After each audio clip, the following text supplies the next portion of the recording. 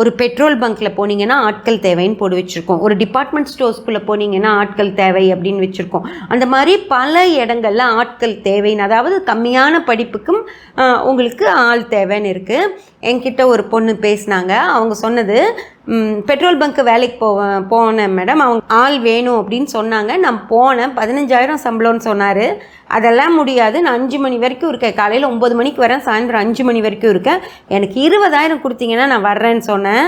அவங்களுக்கு ஆள் கிடைக்காததுனால எனக்கு 20,000 கொடுக்குறாங்க, நான் இப்போ போயிட்டுருக்கேன் அப்படின்னு சொன்னாங்க. அதுவும் எனக்கு அது கஷ்டமாகவும் இல்லை. மேலே ஓவர் கோட்டே கொடுத்துட்றாங்க. நான் அது போட்டுட்டு ஒரு கேப்பும் கொடுத்துட்றாங்க தலைக்கு. நான் யாருன்னு கூட அந்த பங்க்கில் வேலை செய்கிறப்போ தெரியாது.